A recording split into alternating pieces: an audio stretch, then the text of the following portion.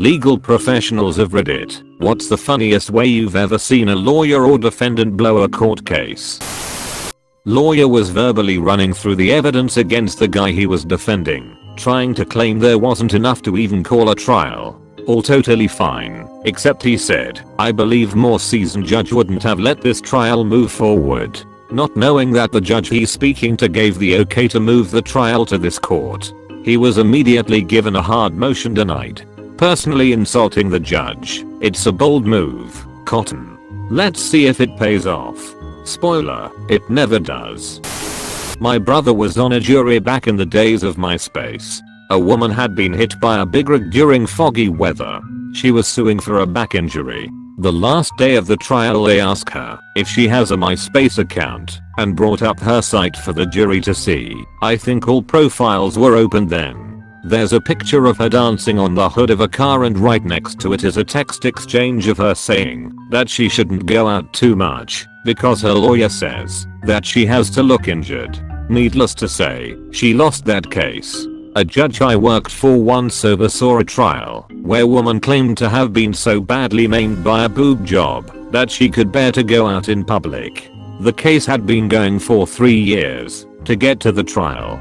On cross-examination, the defense attorney for the woman's doctor spent 2 hours reading every one of the woman's tweets since the surgery allowed. Brought in blown up pics of the woman's posts of her in a bikini in Aruba and out at the bars for ladies night in mini skirts and low cut shirts. On a break, the woman ran out of the courtroom crying. 20 minutes later, her lawyer came back in and informed the judge she was dropping the case. I mean, what did she expect? Did she think that lawyers don't do their research? I represent school districts. One of my clients has a farm that is used to teach agricultural science to the students. The manager of the farm decides to brutally euthanize a ton of chickens in full view of a group of elementary school students. Sometimes, farms have to euthanize chickens. That wasn't the problem. The problem was that he was whacking the chickens over the head with a hammer. And he had to whack each chicken like 5 to 6 times before they died because he's apparently some kind of psychopath. The poor chickens were not dying. That didn't deter him. If one refused to die, he'd just toss the chicken on the ground and try again with another one. But the birds were all getting horrifically damaged, so they were flapping in circles on the ground, or walking with terrible, stuttering limps, or screaming. One of the kids recorded it, and Jesus Christ, it was awful to watch. So, I recommended the school district fire him immediately because holy hell. He sued for gender discrimination.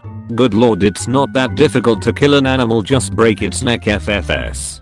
A chicken will still run around in circles for a minute or two with broken neck. My father is an attorney and he always had a story for us when we'd ask him this question. He tells it way better than I do, but I'll give it a shot. Some dude was allegedly smashing a wall with a sledgehammer with others in order to break into a private property. The cops rolled up and has the only one to get caught. Fast forward a few months and this guy's in court. Apparently a cop says something about how the defendant was the only one caught, but there were 2 other men who fled on foot and couldn't be apprehended. My father's client's face lights up in an aha moment and immediately tells the judge, not true, there were 4 of us. I guess he thought if he could disprove someone that the said he'd be let go. Safe to say he was found guilty of vandalism. My father says the judge just kind of sighed and told my father it would be a good idea to keep his client quiet. I made this mistake once. Asked for a copy of the complaint against me. Lo and behold, I was accused of driving an unregistered 4-door pickup. My unregistered truck has 2 doors. I gleefully pointed this glaring error out to the prosecutor, who proceeded to fix the mistake and submit the correct info. Judge gave me half off the fine, though. Not a legal professional, but I do have a good story on this topic. 15 or so years ago, my dad was the manager of a small hotel. One of the semi-regular customers was this big Samoan dude who booked in for a day at a time, always had a few visitors, and always paid in cash in a 1-to-1 conversion with American dollars, highly unusual in Australia. Dad always said he was a great customer, very friendly with the staff, never gave anyone any problems, and always had a bit of a chat when he checked in. One day a couple of detectives rocked up and asked to speak to my dad. They showed him a photo of the aforementioned customer and asked if he was currently staying in the hotel.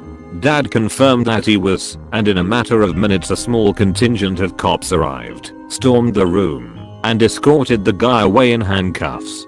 Turns out the guy was a pretty major drug dealer and was wanted in a couple of states. Cut to the court date quite some time later. My dad is in the witness stand, and, for whatever reason, the defense is trying to make out like my dad didn't know the defendant and had never seen him before. Obviously my dad insisted that he did in fact know the defendant, but that line persisted from the defense. As my dad left the witness box, he walked past the defendant and said, "Hi Barry," to which Barry enthusiastically replied, "Hi Jason, how are you?" While I'm sure this wasn't the only thing that counted against him in the case, it certainly can't have helped. He ended up getting quite a few years in jail. Names changed, obvs. Defendant is apprehended for warrants and asks judge for bail. Tells judge he moved and was not served with the warrants. Some question as to his identity. Judge asks defendant where he was born. Definition says Puerto Rico. Defendant totally looks mestizo, not Puerto Rican at all. Judge asks where in Puerto Rico. Defendant says San Juan. Judge asks defendant, when were you last in San Juan? Defendant says a couple of years ago. Judge asks defendant, how did you get there? Defendant replies, I went on the Amtrak. Judge would not grant bail. When you flunk geography, it's for a long time.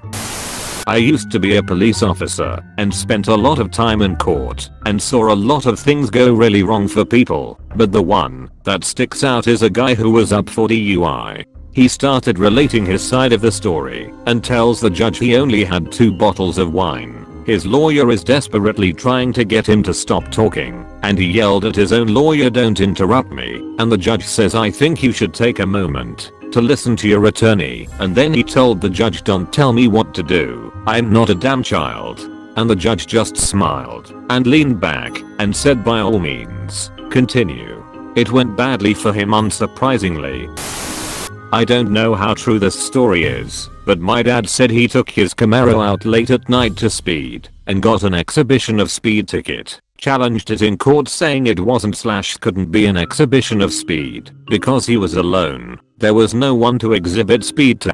Got on something like this one. Was arrested for disturbing the peace. In that jurisdiction at least one person had to be disturbed. Showed up to trial. Cops read their statements in full. My lawyer asked if they had any evidence that anyone was disturbed. They had forgotten to ask anyone, so I got off.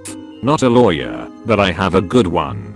TLDR at the bottom, my ex did not want to pay child support, so he did not show up to the courthouse. Don't think just because you don't go to court you can avoid the reason you are supposed to be there, and got nailed with the maximum amount of money. Anyway, after 3 years of not paying and only coming to see our son 6 times, he owes something like $10,000 plus USD.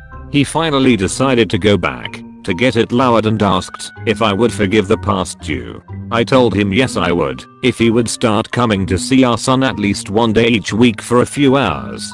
A few months go by, the court date rolls around.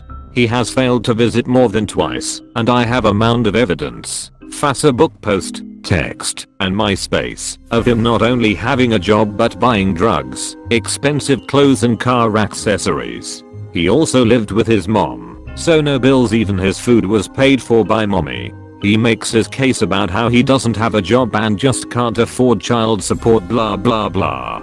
Then it's my turn, and he thinks I'm there just to say, hey judge, forget about that $10,000 and don't make him owe so much each month.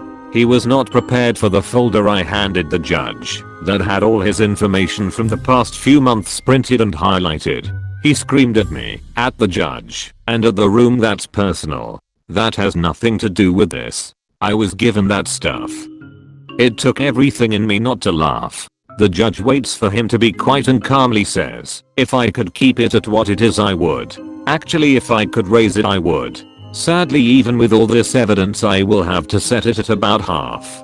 My ex was not happy about that, but there was nothing he could do. After I told my ex that the offer still stands, if he ever wants to be a dad I will forgive the past child support. As of now our son is 11 and has only seen his dad once a year since. If you are wondering, he has not paid any child support other than $100 at each court appearance since he found out. As long as the judge sees some money going in they will not arrest him. TL. Dr. My ex posted about having money to do drugs and party on social media while claiming not to have money for child support. Thank you for watching the video. Here is a picture of a dog. Good boy. Do you have any similar experiences? Post them in the comments below and subscribe if you enjoyed this vid. Also check out our other videos.